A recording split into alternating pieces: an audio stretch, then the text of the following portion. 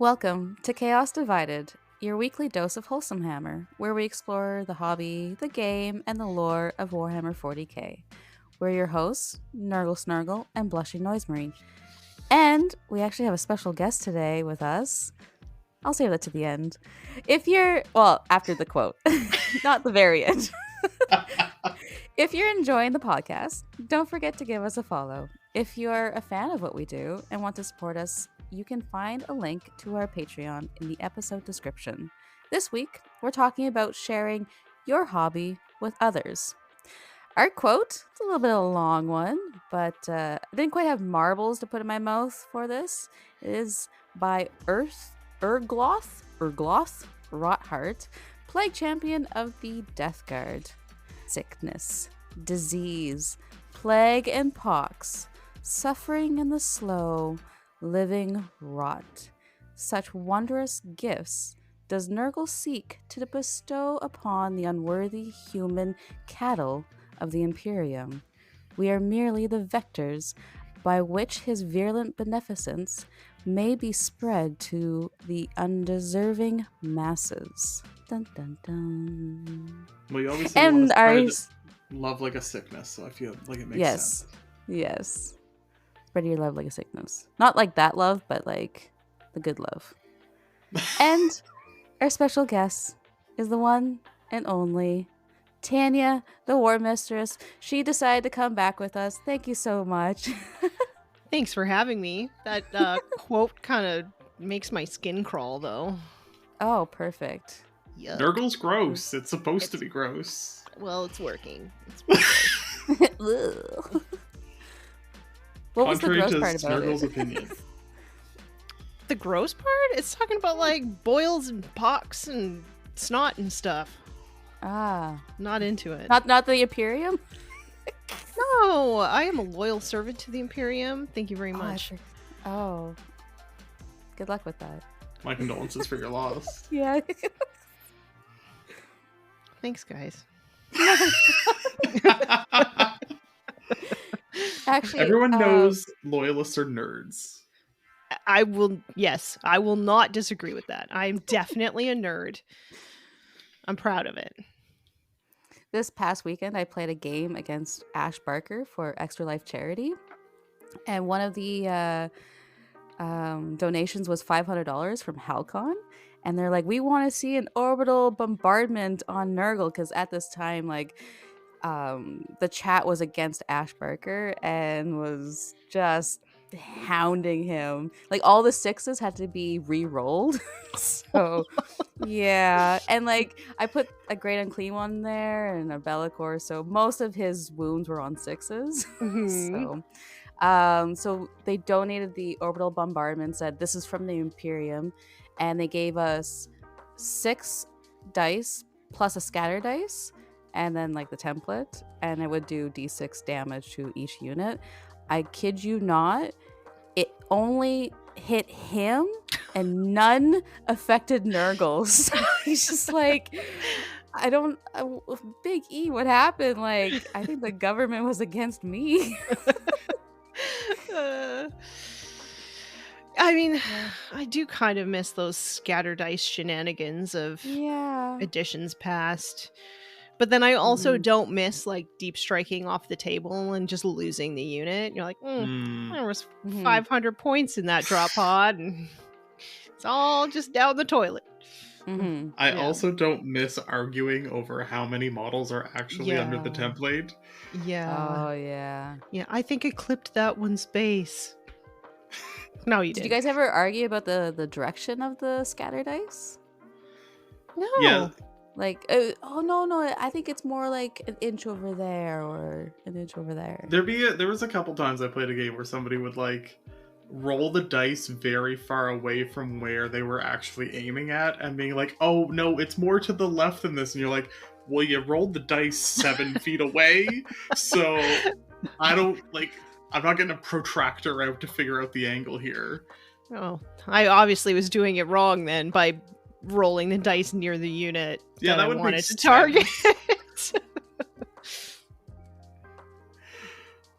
Yeah, there's a part of me that misses templates, and then there's a part of me that appreciates the simplicity of not having them and not having to fight over the flamer templates and arguing over whether or not something gets 3 or 4 models when there's 7 flamers in a squad and you're doing it 7 times is I don't miss that.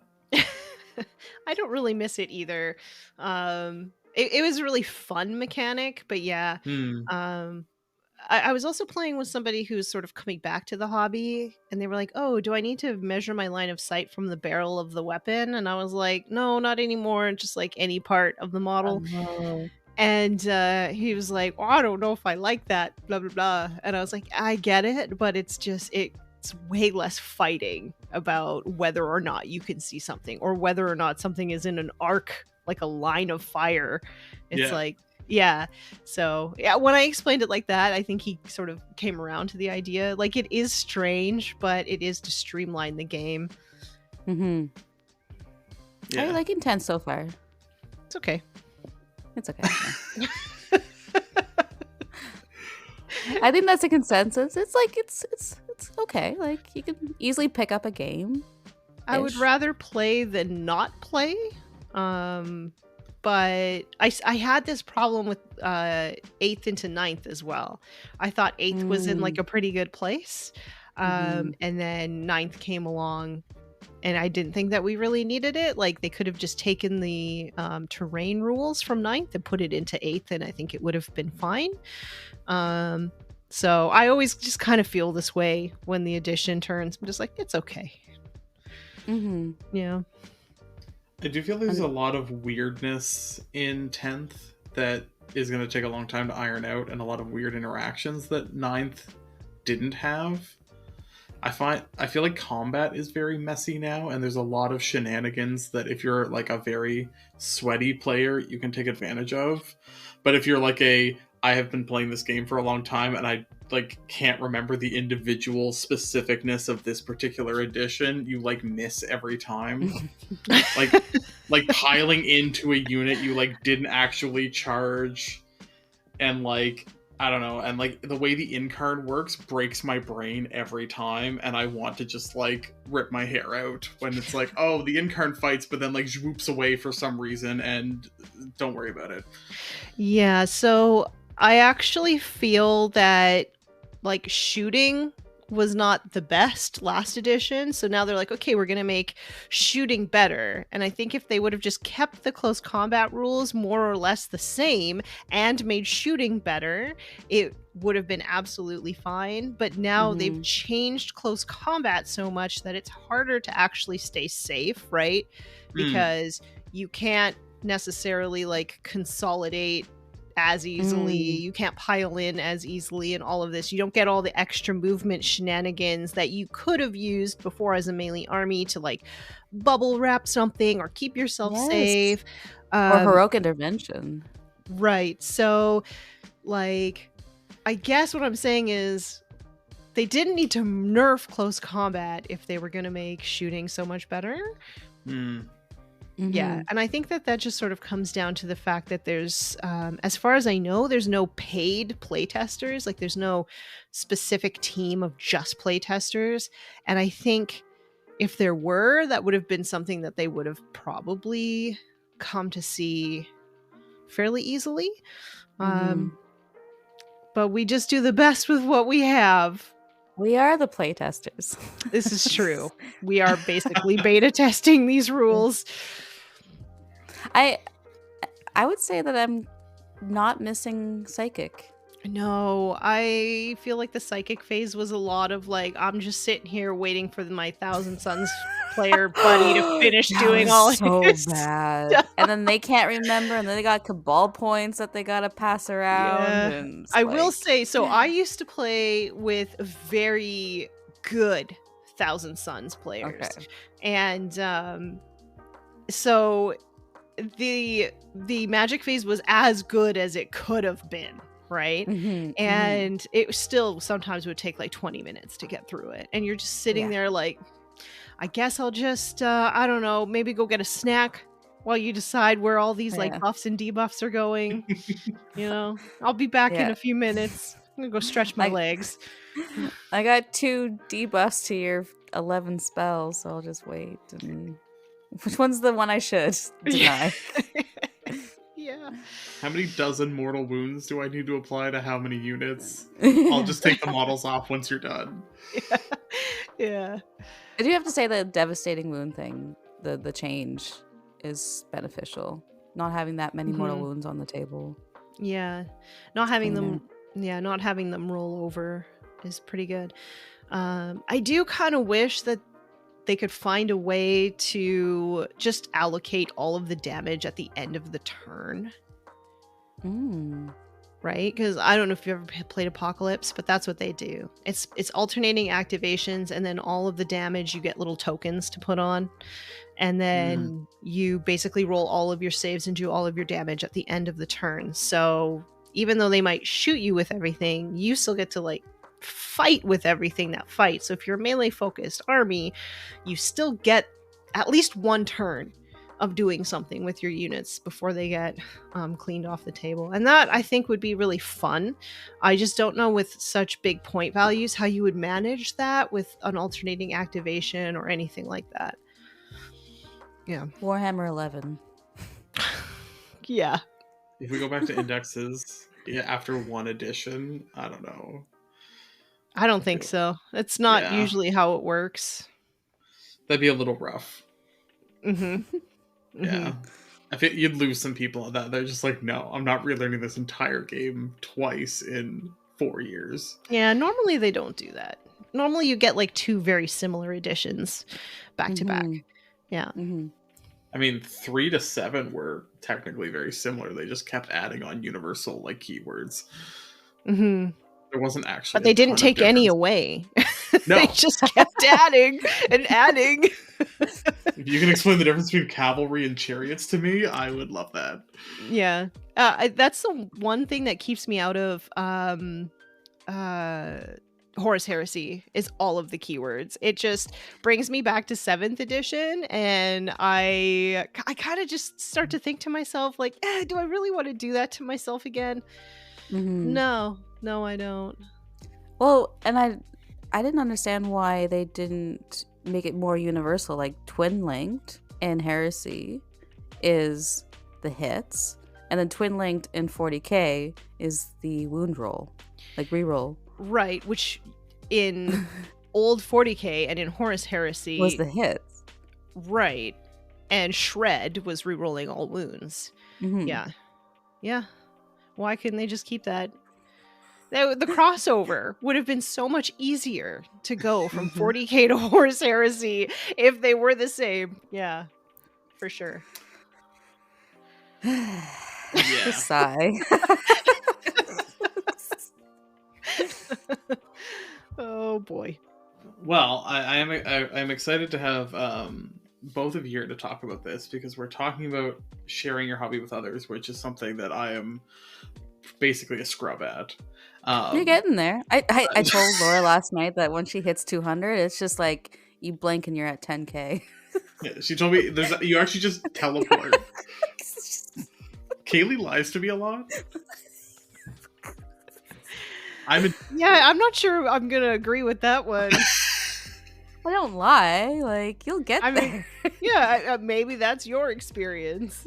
No, not been my experience. It was a 5-year blink.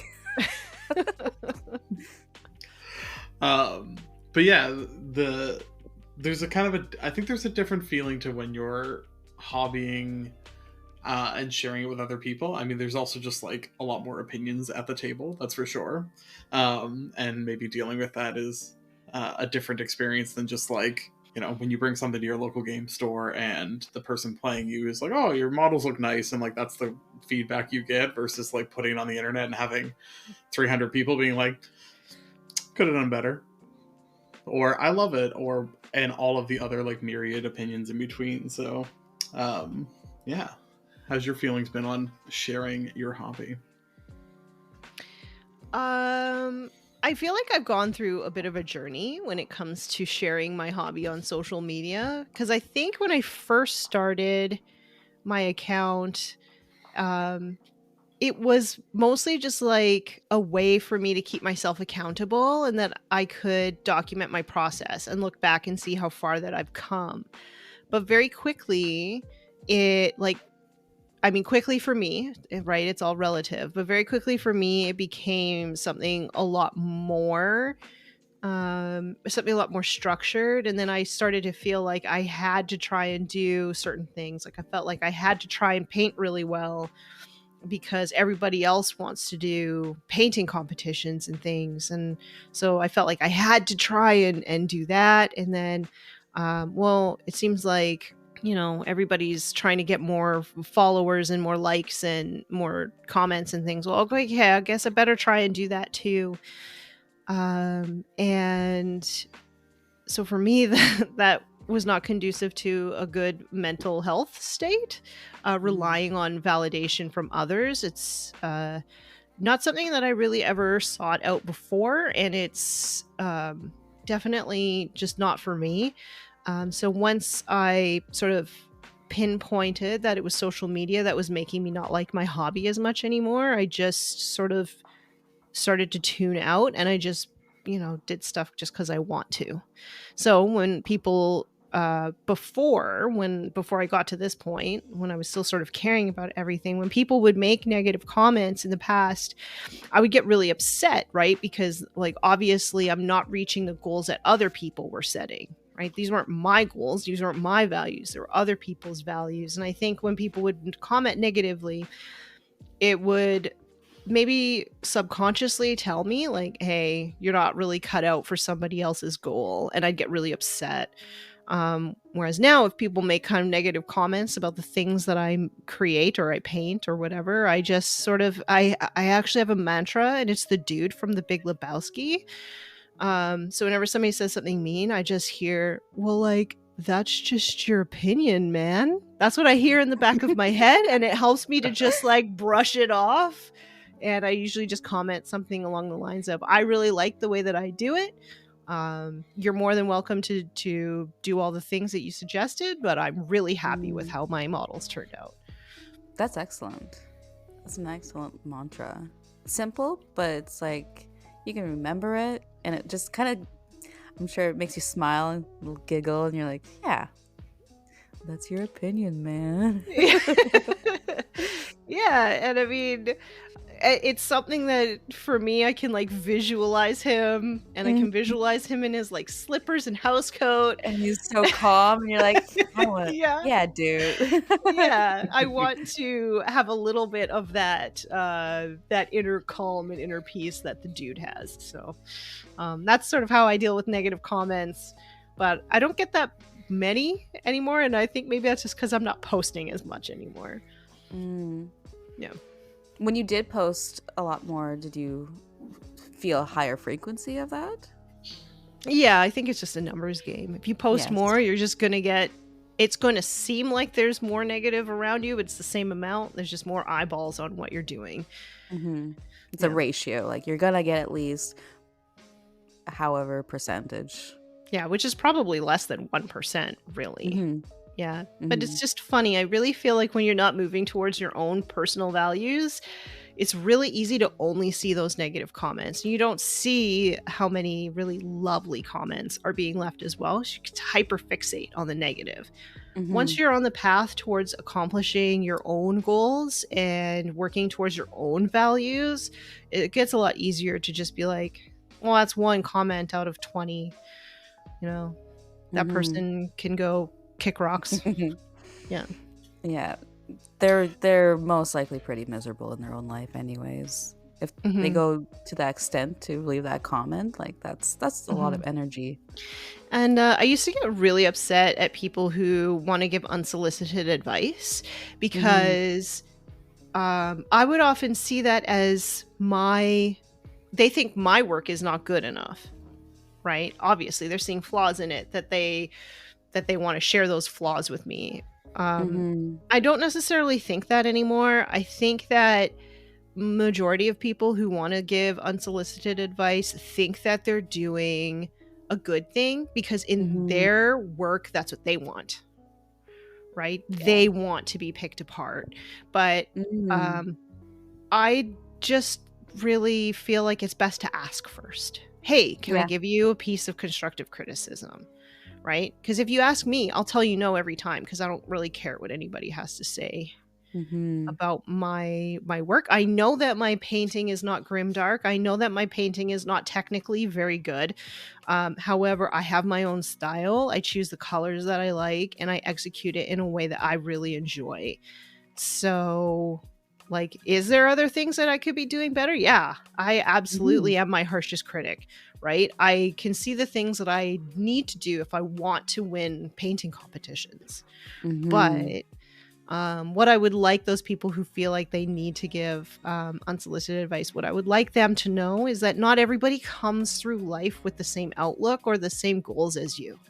Yeah, like to be the best. Like we're just here to hobby, release, meditate, go through the therapeutic reasons why we do this, not to be the best. Like to always strive to be the best, it's very tiring. Exactly. And for me, miniature painting is more and more every day becoming an artistic outlet for me. I used to consider it paint by numbers, but now I'm starting to see it more as something I'm creating, developing my own style and trying to get my own message across. So, and I just don't think that there's any way that you can do an art competition because that's not, to me, for me and my experience, it's not what art is about. Right? Art isn't about winning something. Art is about expressing something. Yes. Yeah. Yeah. Yeah. And what you just said about like how you approach social media is very relatable. Like that's how I kind of came to it. Like having the Instagram account, this is my journey. This is like something I can look back on and I can see the progress. It was never for the numbers or for the likes or anything. Obviously it started to grow from there and it grew for you as well. And you kind of, I don't know if you can relate to kind of getting sucked into it, like when the notifications are pinging off and you have it's fantastic, it's amazing, but it's, you kind of get into like this tar pit of all of the things. And I'm someone that wants to connect with the community, but when there's like hundreds of voices yelling, it all turns into noise. So it's been like a learning curve of how to kind of make the seas more mellow, because it will just be very loud. And then just understanding what social media kind of has become, where it's like you chase the algorithm, it's psychological, it's not this place where people connect, it's people networking. And I'm not for that. Like, I love to like meet people, but I'm not here to meet you because I need something out of you, or you're not my job. This is something I want to enjoy with one another, create experiences and have memories with. Yeah. I definitely think that I can relate to that. I am also a person who, if anybody spent the time to reach out to me to say hello, I felt a great sense of duty to say hello back. And I would feel really bad sometimes when, you know, somebody's message gets lost in the shuffle or whatever. And there is also a little bit of a tendency for other people in the community to kind of guilt you into feeling bad that you didn't get back to them, you know, or, you know, if somebody was in your life for a while and then, you know, you took a break from social media or something and then you just never really connected again. Like, some people will make you feel really bad for that. And at the same time, I don't think that they can see your personal experience, right? So for me, I am a very introverted person. I know a lot of people think that that means that you're shy, but for me, it's not. It just means that I struggle a little bit in social situations, and I can only do it for so long before I need to like recharge.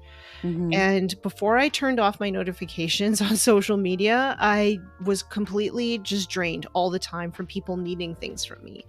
And it took me a while to come to the conclusion that it was, I call them microtransactions. So, if you're a person that doesn't get a lot of messages or anything like that, and you just send your work to somebody and say like, hey, what do you think of this? Like that's something that just takes like a second for you to do. And that's fine, right? You can look at it, say something nice, and then move on with your day. But now imagine if you had, 20 people that send you a picture of their work and ask for you to comment on it. Well, like that's a lot of emotional labor and it adds up. And that's just one type of message. Well, even if it takes 2 minutes to do and there's 20 of them, that's 40 minutes. You respond, and then within a couple minutes they all respond back. So it's like that's 40 minutes continuous work, and you're like thinking to yourself, I have to go do other things. Yeah. And so for me, I was noticing that my relationship with my husband was getting a little bit distant, because I was always trying to manage my inboxes and like manage all these comments and manage my sense of duty that I had to these strangers that I really don't know. And so I really made the conscious decision to like back away from social media. I still post, I still check my inboxes a couple times a day. But I've really come to the conclusion in the past couple years that social media is really bad for my mental health, and social media in general, I think some people think it's real life. And for me, it's definitely not real life. Right. And so because it's not real life, I can't dedicate more time to it than I do my real life, if that makes sense. Of course. I think you're touching on some really good points of just letting it, and you kind of get like to a fine line when you're talking, like at least how I feel when you talk about it. I appreciate everything, like that people have the energy to like the stuff and to comment, like it's, and I give that same energy to others, because it's not an easy thing to do, to take a picture of your stuff and to post it and to the world and hope that you don't get hope that you don't get the criticism. Like it's a brave thing to do, and it can be a fun thing to do. So, but at the same time, when you are receiving a lot of the comments, it gets overwhelming. And I don't think a lot of people talk about that too often, like the amount that is out there. Yeah. They're chasing for that goal. They're chasing for the numbers goal, but they don't talk about the other side of the consequences of it. Yeah. And so a while back, Instagram in particular, because that's kind of our major platforms that both of us are on, they changed the way that you get notifications, right? So it used to show you every single notification. And then if you had like an influx of followers, it wouldn't show you everybody, right? And there's like this habit of doing follow for follow. And right, you laugh, you literally couldn't follow for follow everybody if you were doing that. And people with smaller accounts didn't realize it'd only show you, I think it was like 20 followers, and then after that it wouldn't show you anybody since the last time that you logged on. And so people would get really mad, like, oh, I followed you and you didn't follow me back. Well, first off, I'm not in, like, you're not entitled to my follow. And the second thing is, like, I didn't know that you did. I can't see that you did, right? There's this entitlement sometimes in like the social media community of wargamers that, again, they don't know the experience of these other people that they're trying to connect with. I also, I am extremely grateful for the people that I can connect with, the people that, I do get to see their work through, looking at their profile when they do follow me. Like, I feel very happy for those connections. I feel really great when I can have, a little conversation with somebody in my direct messages. I don't feel bad anymore if I can't. Because I used to feel very, very bad that I couldn't connect with everybody, but I literally just don't have enough time in the day to be able to give every single person the attention that they seek, and also to, you know, keep my house clean, paint my models, get my games in, eat healthy meals, stay moisturized, you know, make sure I'm Self-care. hydrated. Yeah, I don't have enough time in the day. Walk Lucas. Walk my dog, you know, kiss my husband when he comes home from work. Like, I just don't have enough time to do all of those things. And that's not anybody else's fault. That is just because we have 24 hours in the day and I need to sleep 8 of them. Right? Yeah. I think it's, like I said, I think it's so important to talk about, because I'm pretty sure that some other people, like, I know that I used to think about it and struggled with it. I'm sure people who are listening to it right now are probably maybe also struggling with that and feeling that guilt, and to let them know you don't need to feel guilty for not giving your time on social media in that way. But still share your hobby, still like do you, and it's okay if you can't make it. I've learned some hacks to kind of mitigate my time on social media, because I used to think like, oh, I had to respond to the comments right away or anything like that. No, or the messages. It's like, no, I've found times that I'm just gonna let that accumulate, and then I'll get to it all at once, and that's one way I found to work. Yeah, I definitely set myself specific break times to check messages. I only look at comments, really, and I will check my DMs, and then if anybody's tagged me in things.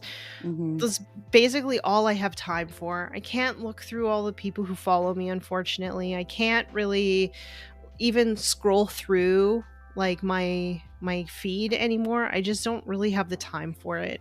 So I prioritize what I can, and if people feel like I, you know, am letting them down or anything like that, I'm really sorry for that. Like, I do feel kind of sad about that, but I'm not going to feel guilty about it, because you know, I have a life. And the life has very, very little to do with social media. Yeah. Have you felt like your hobby changed with having the War Mistress account? I just don't post as much as I used to anymore. I don't really think that my hobby changed at that point where I decided I didn't want to do what everybody else was doing anymore. And then once I decided I didn't want to do that anymore, then I started just painting things just because I like to. Right? And did you feel, I've done the same thing, and I'm gonna ask, like, did you feel like there was like you let go of the ball and chain? Yeah. And you had like a spark of love for your hobby? Yeah. I really feel now that maybe my painting isn't the best ever, but I feel like I could just focus on painting the things that I want to paint to a level that I'm very happy with. I can put my heart into it, and yeah, I'm just doing it for the love of it. I'm doing a bit of stress painting right now, though, because I've got a tournament this weekend, and we're going to play on. Oh my goodness. So, and I always like to bring new units whenever I come to my play on friends. So I've got a bunch of stuff that I've got to finish painting. So, well, if you need help Sunday night, we can no. It's got to be done by Friday night. Oh, okay. Yes. I do have a question. When we had Lawrence on, he talked about painting therapy orcs. What does an orc player paint as their therapy models? Is it still just orcs, or it could be squigs? I got some squigs right now that I'm working on, and they are really fun. I'm not really too sure. I mean, for me, if I'm really burnt out on painting and I just want to paint something to cleanse the palette, I'll usually paint something that's not a Citadel miniature. I'll paint something that's either a D&D character or from a different game.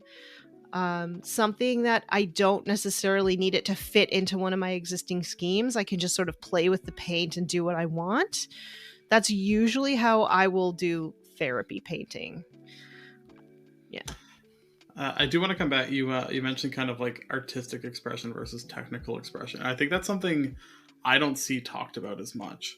And I think there's a lot of emphasis put on technical expression, hobbying to showcase your skill, not hobbying to showcase you. Yeah.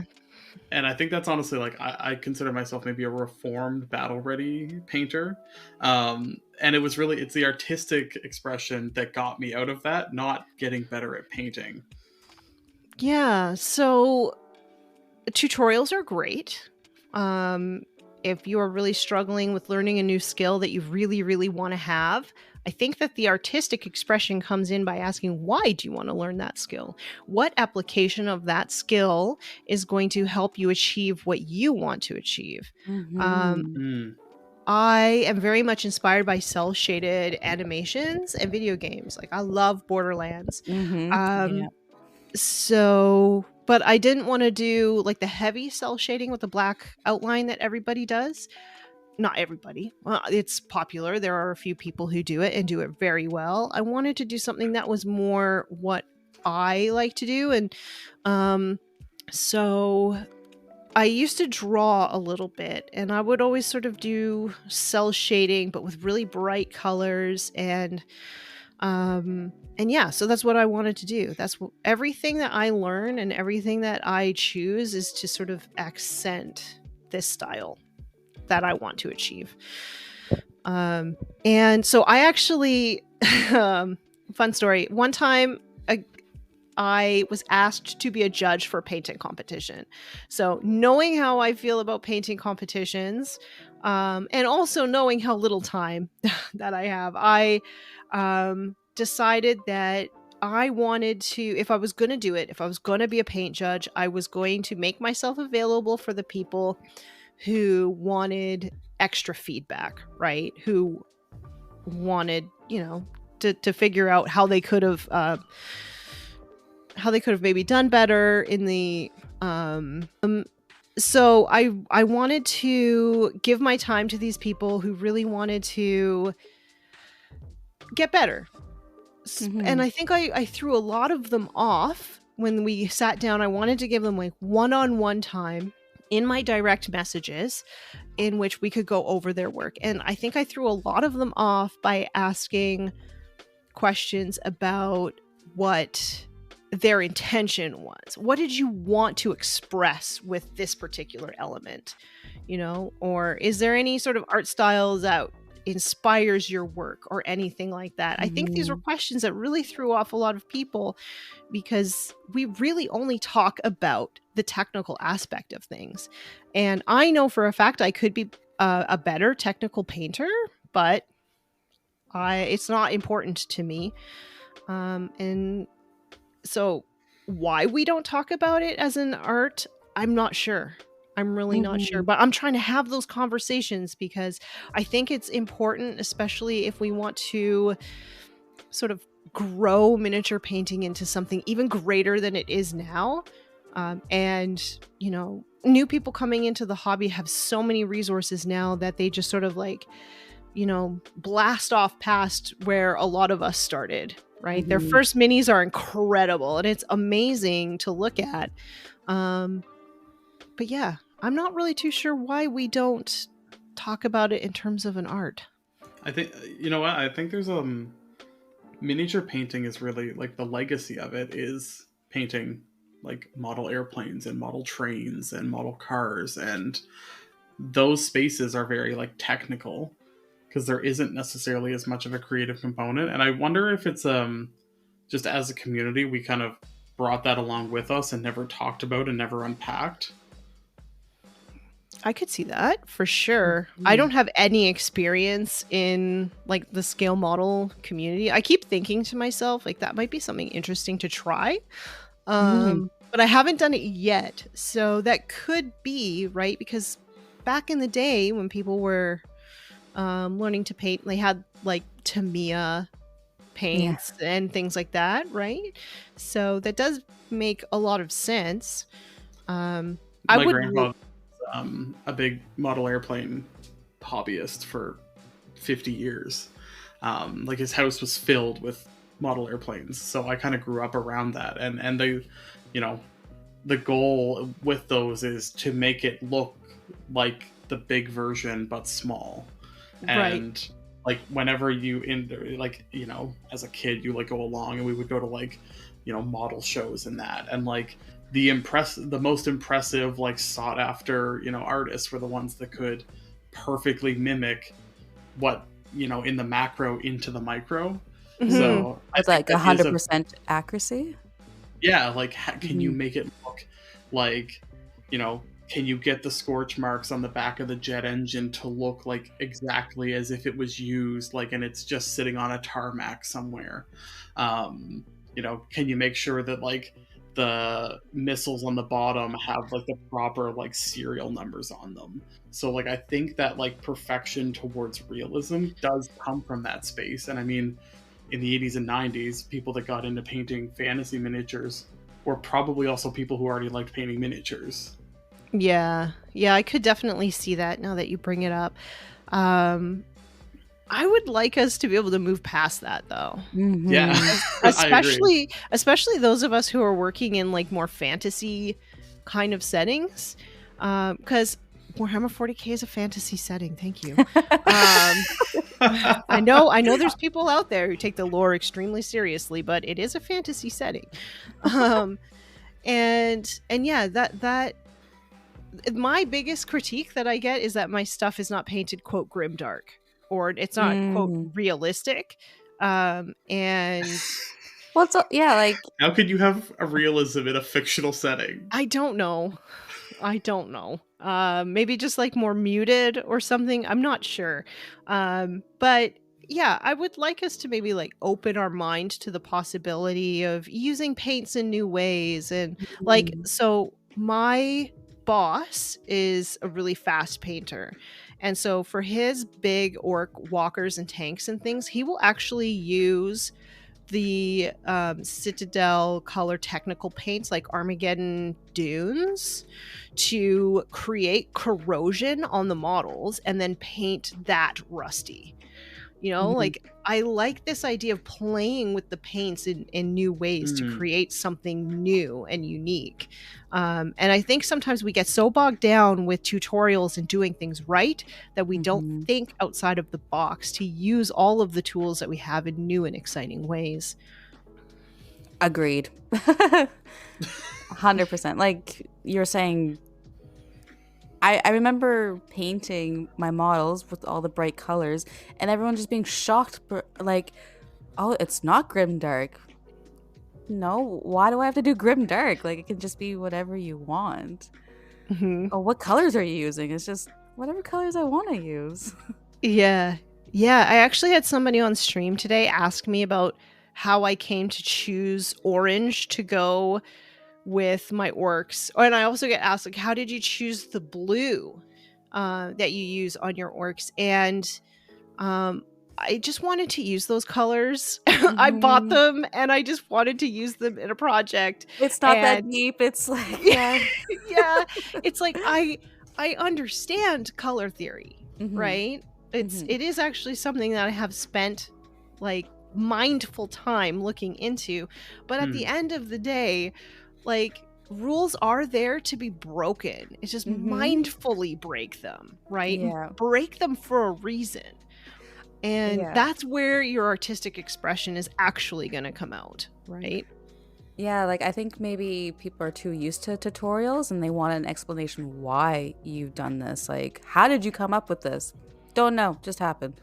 Is that is that good enough for you? Like yeah. And I mean, there's absolutely nothing wrong with just watching a tutorial and following it step by step. There's nothing wrong with that at all. There's nothing wrong with just wanting to be an absolutely technical painter. But there's also absolutely nothing wrong with being a 100% artistic, doing it the way you want to do it and not giving it too much thought kind of painter.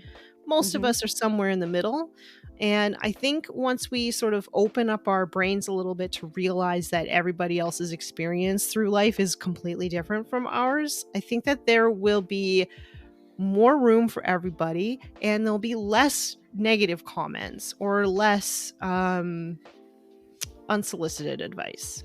Yeah, because they'll then recognize like, oh, that's just you being you, and not you being like someone else, like, or you having to follow the orc way of 40K. Yeah, so I just don't watch tutorials. I was actually thinking about doing a YouTube series where, like Pinterest fails, where people try to make like the hedgehog cake and stuff. Yeah. And it just like absolutely fails. I was actually thinking about doing that, but like with Warhammer painting tutorials, because some of them are absolutely out there. And are they? I've seen some of the masterclass tutorials. Also Louise Sugnan, she did that power sword, like pastel power sword tutorial, and I was like, that is really cool. Yeah, I don't want to do that. I don't have the patience for it. I had the same idea, just to kind of like, okay, let's see if I can kind of follow a tutorial and see how it turns out. It's before I started painting minis, I used to go to paint nights just by myself, didn't have like a group, and there'd be people there with groups, and you go to a bar and you would just watch this instructor show you how to paint, and it was so interesting. It was more interesting to see how people followed along and how different it was. Yes. That is like the point of it all. You're not there to make it look like that. You are there to like have it look for yourself, and then that's the joy. Yeah, I always think like watching tutorials is fine, but take the parts that speak to you and leave everything else. If you don't want to paint every single step the exact same way that the presenter has told you to do it, or you want to try it in a different color or whatever, like do it. Just follow your heart. People often ask me like, oh, well, what's a good color for to go with this or whatever. Whatever you want. Yeah. I'll be like, well, just follow your heart. And they're like, well, I don't know. You're like, they really second guess themselves. So then I'll like start throwing out the colors for them. And then eventually they'll see like literally I'm just throwing out every single color until one of them speaks to them. Yeah. You see this color wheel? Pick one. Yeah. It doesn't have to be so strict, and once you kind of understand the concept of contrast, right? Not the paint, but the concept that contrast is how you create interest, then you'll feel so much more free to sort of experiment, create interest where you want to create interest. And yeah, I just think learn the rules just so you can break them. Yes. That's what we're here to do. Well, you know what? And I think there is a bit of a struggle within Warhammer. And I'm hoping, 10th edition, one nice thing about it is they're kind of moving away from like the way your models are painted defines your faction, defines your rules. But like one of the things, like when I started and picked Tau, one of the reasons was because it didn't have as defined paint structure. Compared to Chaos Space Marines and Space Marines, and even Guard was very like, this is what Acadian looks like. And though they would say like, in the fine print, like you can paint it however you want, there's a lot of like pressure almost just in the way it's presented that kind of pushes you towards like, you should paint it the way the color scheme works. And even when you go to, a tournament and there's a painting competition, and like, usually like if it's the space where you're like, oh, those are beautiful Black Templar, and you can see from a distance that they're Black Templar, and it's very technically, proficient rendition of that paint scheme, but it's not usually often that it's a like, wow, that doesn't look like anything in particular, but it's gorgeous is what wins. Yeah. I think that's probably dependent on the area and the event that you go to. Like in my area, normally the things that win best painted are usually strange. Well, it's different. It's like, yeah, it's you made me usually think about that's something. different. Yeah. So the one year that I went to Attack X, which is it doesn't exist anymore, but it was one of our majors around here. I think the thing that won, it was an orc army that was heavily converted to be like Star Wars stuff. Okay. So like there's like orky stormtroopers and like orky AT-ATs and things like that. It was really cool. Was it technically the best painted? No, there was a Eldar army that was all like cherry blossom themed, and I think I think it came in second. But that was my vote because I thought it was a very cool idea and it was very well executed, but people love conversions. So so yeah, and I mean that person spent a lot of money and a lot of time converting all of those and sculpting bits and pieces for them and everything, and absolutely like deserved to win it. That was actually, the hobby was amazing that year, so it was tough competition, but none of the top 3 I think had established color schemes from box art. That's awesome, and I think we need more of that, not less of that. Yeah. In general, the person to sort of beat at best painted in my area paints off box art as well. Like he had Custodes, and his Telemon had like murals painted on like the shoulders and things. Damn. Yeah, incredibly talented. I would say actually the hobby is quite like, to win best painted in this area is very challenging. Yeah, that's awesome, and it should be. Like, people put a lot of time and energy into that. Like, it should be an expression of like that, level of commitment. Yeah. I'm going to be controversial, and people can leave a comment if they disagree with me, but I think a lot of people get an airbrush and then they use the airbrush, they get a good result, and then they just sort of like stop trying to use a brush. And I feel, here's the controversial part, I feel like if you don't use at least part of your painting through an actual brush, I think that you're not putting your soul into your actual painting. Do you think it should be its own separate category? I don't think it should be its own category. A lot of people will look at a completely airbrushed, like fully tank army, right? And think, wow, that looks so really good. That's so smooth and all of this. And yet every tank army that's done like that all kind of look the same. You know what I mean? Like, they all just look like an airbrushed tank army. Maybe this one's red, maybe that one's blue, but they all just kind of look like that. And yeah, I feel like I don't want to airbrush because I'm a bit neurospicy. I don't like the compressor noises. But if I did use it, I feel like it would just be one tool that I would use in my painting, and I would also use the brush. I agree with you. Yeah. Picked up I got the airbrush a couple of years ago, and I sometimes use it. I use it for more like, I need something to go by really quickly, or if I have like a quick commission work or job and stuff like that, to do just like swords or varnish some things, but like not just varnish the entire thing. Airbrush. Yeah, I mean, I could be wrong in thinking that maybe there's a ton of soul that goes into airbrushing, but I haven't seen it in person in an army. If they want to comment down below, just let us know. That's right. Like, I swear I have a soul. I'll make the question this week. What would you like to at Tanya about?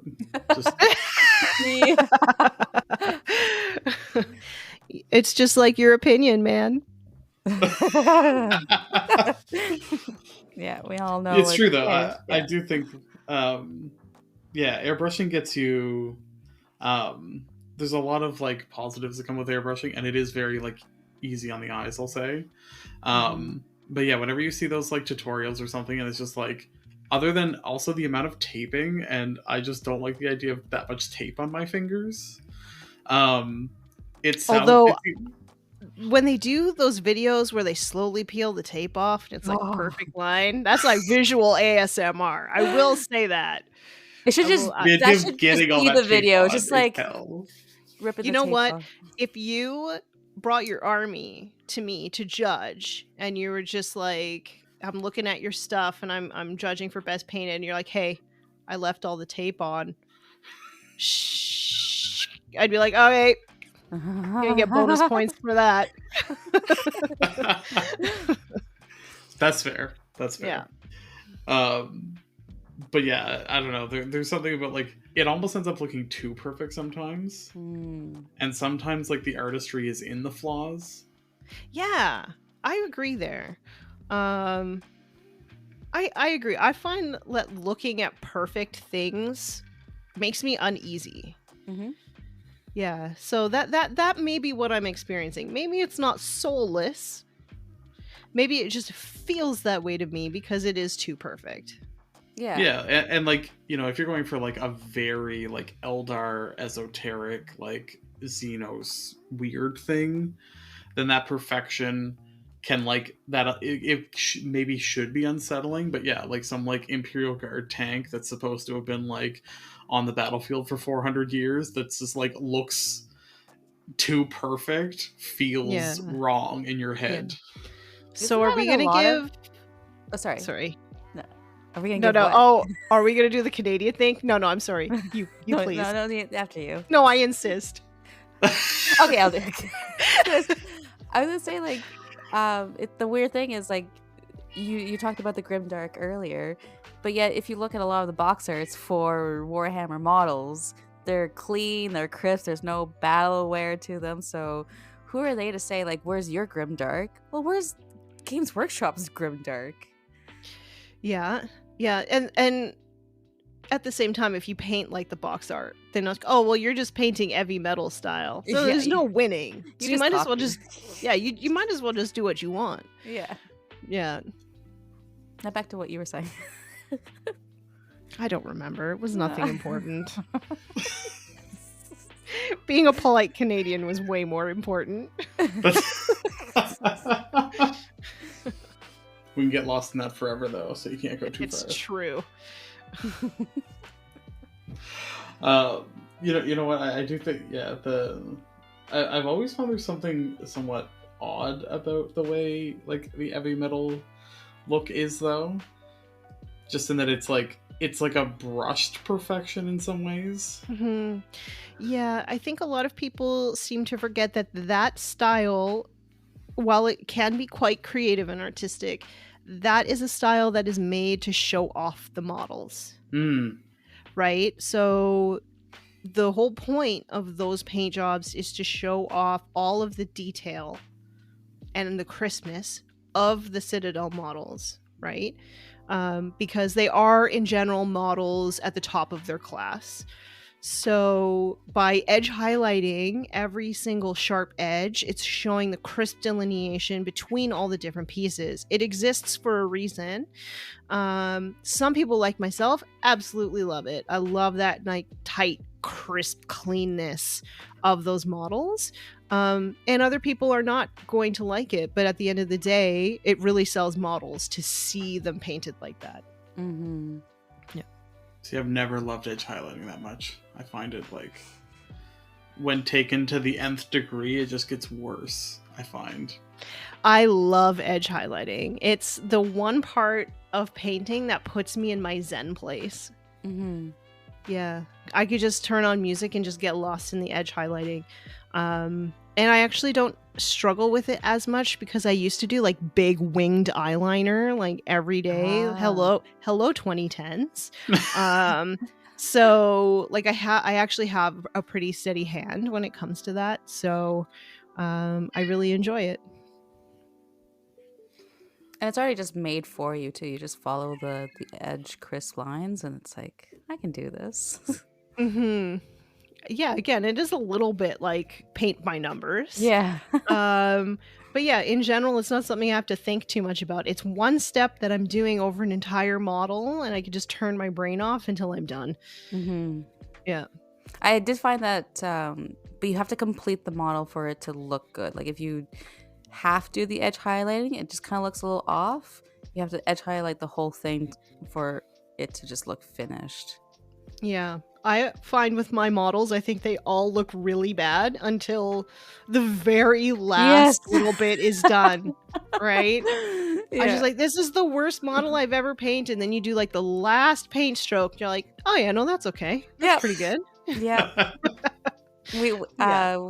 I did some tutorial panels over the weekend, and that was one of the points we came on. I'm not going to swear because I don't want to get the word to put the censor on, but we just went like, you go from poop stage, poop stage, poop stage, poop stage, poop stage, poop stage. It's done. And it looks awesome. Yeah. Yeah. You got to just trust the process. Mm-hmm. Yeah. Yeah. I never repaint anything either. Like I keep everything as a testament where I was in my painting journey at that point. And it's really interesting as well to see the difference. Like I have some of my very first Space Wolves still up on the shelf, even right here at eye level. So I can always see how far I've come. Mm-hmm. So, and yeah, but that is one thing that has stayed constant throughout my entire painting sort of journey. Everything looks absolutely terrible until the last paint stroke goes on. Yeah.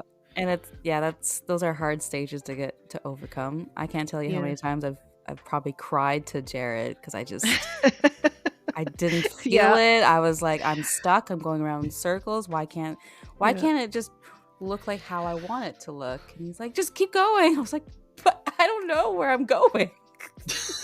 And ever since I've sort of come to the conclusion that I want to paint the things that I want to paint. I want to paint them how I want to paint them. Mm-hmm. I don't have those feelings very much anymore of the struggle or the mental block of not knowing what I'm going to do. I just trust my heart and I just keep going. I just keep painting until it looks good. And I also don't necessarily go into it with like a full-on mental image of what I want it to look like at the end product. I have a general idea of what I want it to look like, and then I'll go and try to achieve that. And yeah, my painting is so much more enjoyable when I'm not so worried about what the final result is going to end up looking like. 100%.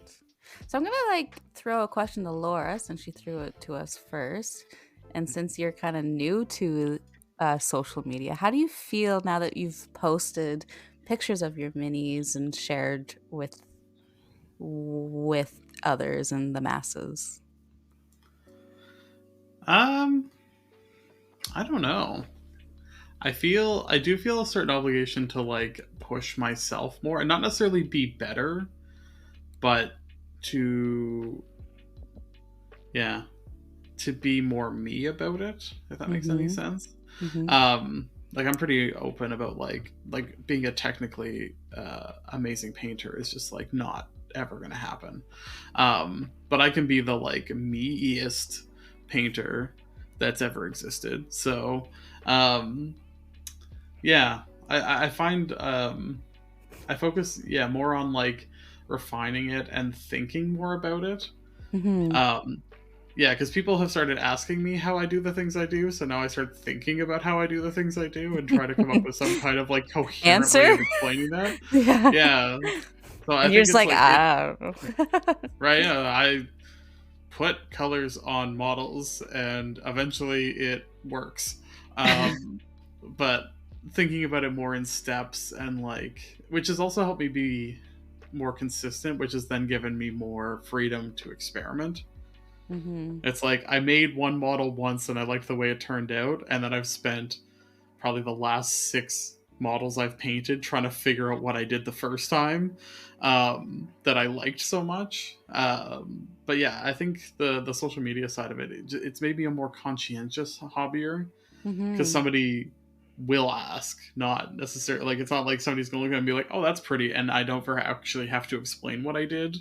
Not that I'm ever going to put out a tutorial, but yeah, it does change the way, and there is a certain amount of like, I can see if you were more focused on being like the best painter, or like if you were someone who was like, I want to win a golden demon someday, you can definitely get sucked into that path of like having to push towards perfection, and you know, oh, this one didn't get as many likes, what did I do wrong with it? Or you start seeing the criticism and you're like, oh, maybe I'm not as good as I think I am.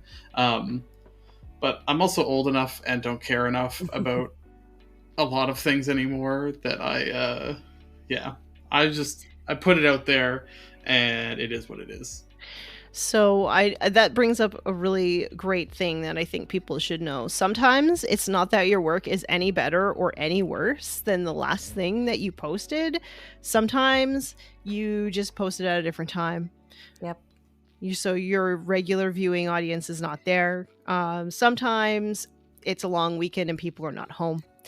Sometimes, like there's so many. Sometimes the algorithm is just being frivolous. So sometimes it's literally nothing that you did or didn't do. It's just, it didn't work out this time. That's why you didn't get as many likes and comments on it.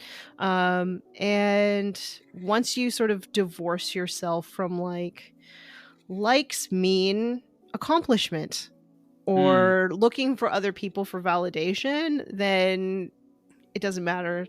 Like, it's not my job to get likes and comments and follows and stuff on my work. Doesn't and pay then the bills. it doesn't. And then worrying about it is absolutely not going to help me pay my bills. So yeah, the algorithm is frivolous. If it's not your job, I wouldn't worry about it. Yeah, that's my advice. Perfectly put. Divorce yourself from that. Yeah. Just do the things that you love and you want to share with people and you want to show off because you're proud of it. And I think people will find you. Yep. And they will support you. Yeah. And the people who don't support you are buttholes and you don't want them in your life anyway. Yep. Actually, to bring up another thing Lawrence brought up was every bit of unsolicited criticism he gets, he just blocks them. Yeah. Like, just straight up blocks. Like, if you give unsolicited criticism or say something negative, he just blocks you. And I was like, that is it's ruthless in a lot of ways, but also like probably very refreshing. Yeah, you have the power, right? And you know how much things affect you, right? So for me, things were affecting me, so I went to therapy, and now I don't have to block people because they don't really affect me anymore, right? So if people don't like my comment about the airbrush, you can come and leave me a bad comment on my painting and say, hey, you should have used an airbrush, and I will leave the comment up. I'll leave it up. I might even answer you and be like, that's just like your opinion, man. And then I'll go about my merry way, Just send them like a gif of the dude. Yeah. I wish that you could leave GIF. Can you leave GIF comments? Yes. Yep. Can you if you don't have an Apple gotta phone? reply though. Okay. You can't reply. It's just like a general. Yeah. Dang. But maybe you could do the comment and then reply to the gif and then be like, this is for you. Yeah. Well, normally what I'll do if I want to basically give the vibe of, well, that's like your opinion, man, I'll just give them like the hang loose emoji. Just that. And then I'll just leave. Yeah. Yeah. Now, would you say, is YouTube or Instagram an easier audience from like a mental health standpoint? I think YouTube, mostly because I have to actually go looking for the comments. So I've turned off comments, and it's like I don't get the comments when I open up YouTube to watch a video. I can only get the comments if I open up YouTube Studio. So for me, if I'm not in the headspace to deal with like rotten comments, I just don't open up YouTube Studio. I can still go watch my, true crime documentaries or whatever the heck I'm watching while painting, and yeah, I don't have to see it. So for me, I think YouTube is a better mental health experience. I will also say that the comments on YouTube are a little bit, some of them are amazing. Most of them are amazing, but there's a little bit more of like an entitlement about the content that you make there, right? So like, you should make this. You should do this. Can you do a video about this? Right? And that's fine. Everybody is entitled. Do tutorials. Right. No, I don't. I should. That goes against my values. Yeah. Right. And so when people do that, I usually just respond something to along the lines of, well, I don't have time for that, but you absolutely can. Yeah. Right. Can't wait so to I see do your see a tutorial. That's right. Like, oh, you didn't like how I did this rules video? Well, I absolutely would love to see your take on it. So go make one and then tag me in it. And yeah, I've just sort of come to realize that most people are too lazy to go out and put themselves out there like that. Yes. And that's what I was talking about. Like, it's very brave to do it. So if you're doing it, pat yourself on the back. Like, congratulations. Like, you are doing a hard thing that most people can't do. That's right. Yeah. Like, are you making tutorials? Are you, even if nobody's seeing them, like if you wish that you had, a bigger reach or whatever, like, you still did the hardest part. The hardest part is making that stuff. And yeah, that is a huge accomplishment. Most people don't do that. Actually, this brings up a good point, and it's something I notice a lot. Obviously I'm a smaller account, so I have time to go and like find people and follow them and check out what they're doing. And you see a lot of like, newer accounts, people that are like just starting to post, and like all of their bios read very similarly. They'll be like amateur, like, or I'm not great, or like, I know this is rough. Like, it's like they all almost read the same way. And I feel like if you've gotten like, your cojones in order enough to like put your work out to the world, like, you've already like gotten further than a lot of people have. And I feel like you should like own that, like, you know what you're doing is awesome in its own way, and like, you're not like some amateur painter. Like, you're doing cool stuff. Yeah, I would encourage all of those people who have bios like that to, instead of saying amateur painter or not very good, maybe just change your outlook a little bit and maybe change it to say like fearless painter. Ooh.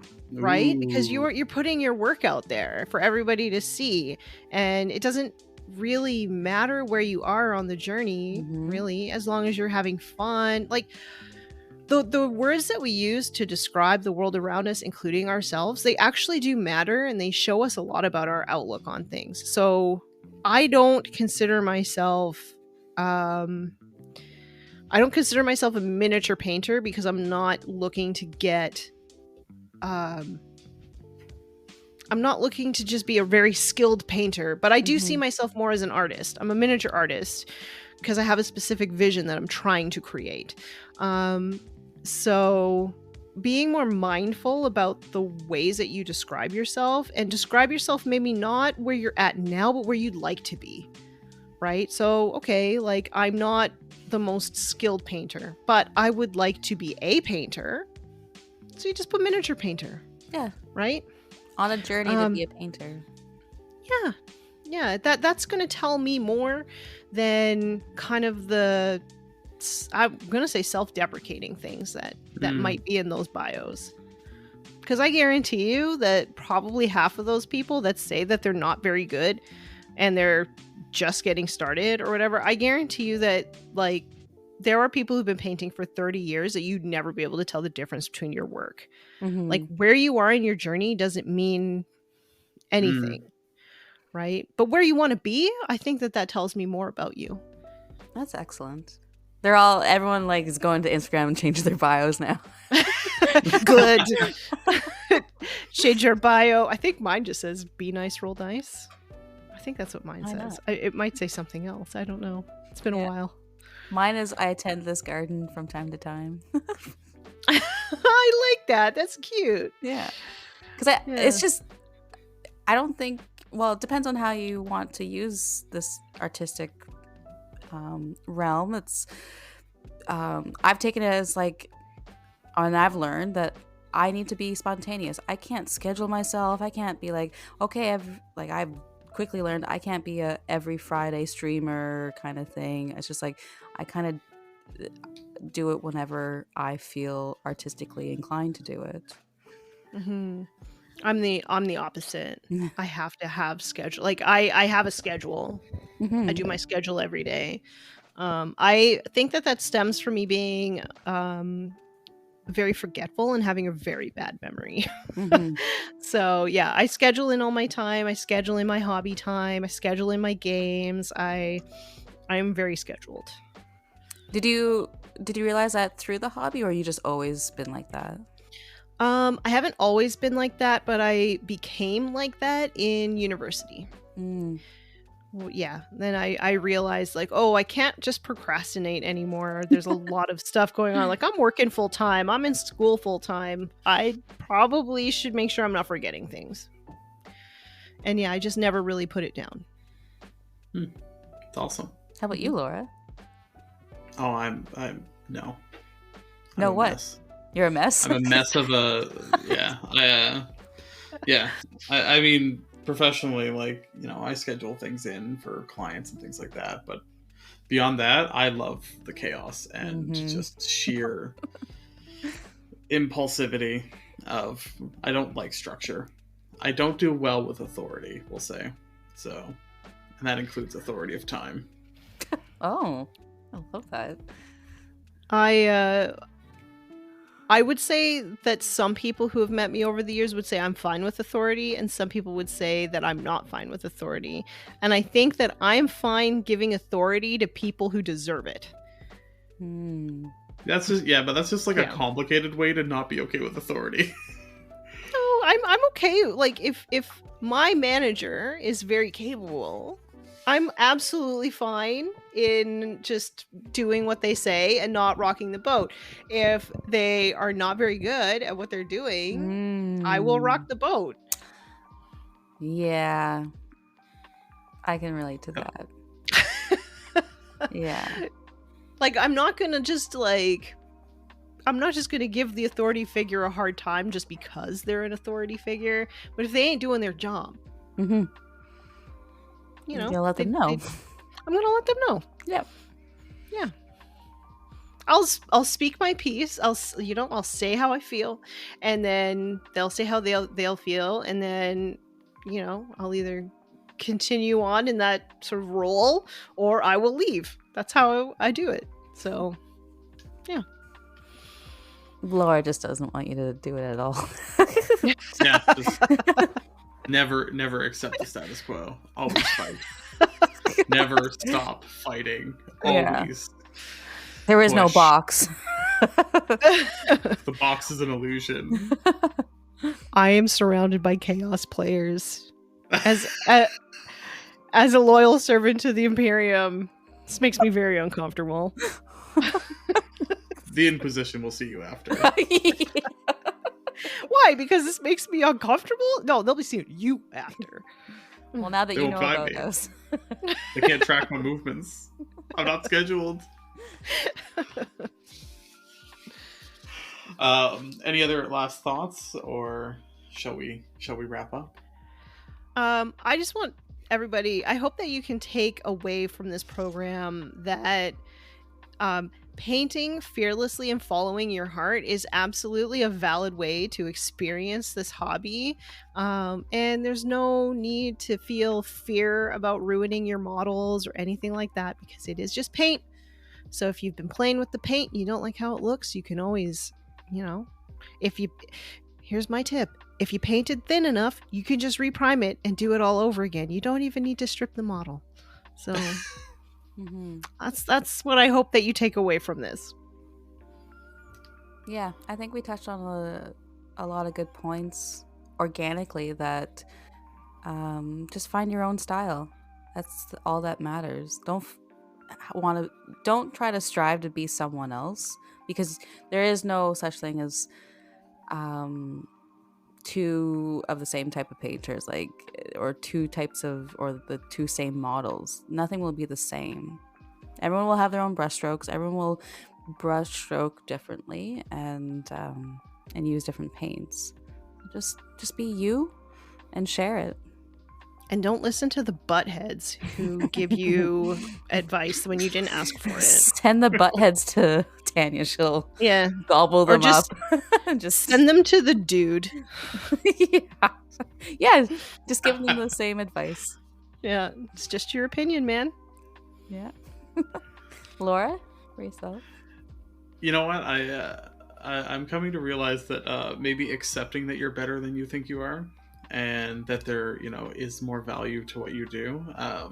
You talking to yourself? Oh, yeah, obviously. over the weekend, somebody was talking to me, and I mentioned painting, and I was like, I'm not very good, and he was like, oh well, let me see, and I showed him a picture of a miniature, and he told me off. He was just like, that, no, you're gonna say you're a bad painter? Like, what am I, trash then? And I was like, okay, maybe I need to start seeing the value in my own skills, and That actually was one of the main turning points for me as well in my self-deprecating language when it came to my own painting, because I still don't think that I'm particularly good at it, but I'm out here just doing my thing. But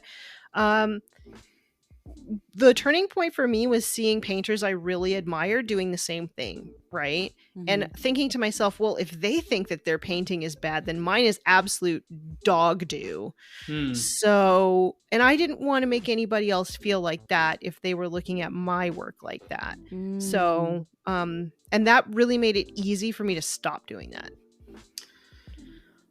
Yeah, it was that evening was kind of one of those all right, I think I need to rethink my perspective on this, because I don't want to make people feel negatively about what they're doing. And by putting yourself down. Yeah, and I never thought of that as a consequence. So, and it's it's really easy. Yeah, it's easier to do things to make other people feel better, right? Yeah. It's really hard to stop talking trash about yourself just because it makes you feel bad, but it's easier to stop doing it when it makes other people feel bad. So, but I think in the end, you'll find if you stop doing that, you will feel better about yourself as well. Yeah. Well, it was one of the things I've been kind of saying and repeated on the weekend, because people were asking, or letting me know that they have their pile of shames piling up and stuff like that, and they don't think that they are good enough for the models. And then I just said to them, and I've said to others that, well, and I've asked them, would you say that to someone else? And astounding, everybody would say, well, no. And then I'd follow up with, why do you say it to yourself then? You have to be your own best friend in this process, and encourage yourself. That's right. And if you don't believe it at first, just lie until you believe it, because that also works. Yeah. Then just be your own mom. It's good, honey. That's great. You tried your best. Yeah. And then over time, repeating that, you kind of do start to believe it. You do. Yeah.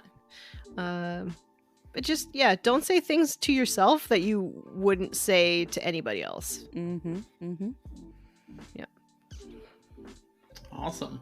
Well, on that uplifting note, I'm going to thank everyone for joining us. Don't forget to subscribe to Chaos Divided, both wherever you're listening from.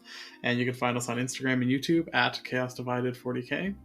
And you can find us on social media at Nurgle and at Blushing Noise Marine. And Tanya, would you like to list off the places people can find you? Oh my goodness. You can find me on Instagram as well at the.warmistress. You can also find me on YouTube by searching up Tanya Gates. You can find me on Forge the Narrative podcast at forgethenarrative.net. That's mostly where I'm at. I'm also on Facebook and X and all those things, but I'm not on them that often. So sorry. If you message me there, I'll get to it eventually. Fair enough. And we hope you'll check out our Patreon. And if you're a fan of what we do and you want to support us, you can find the link in the episode description. And until next time, bye-bye. Ciao for now. Be nice and roll dice.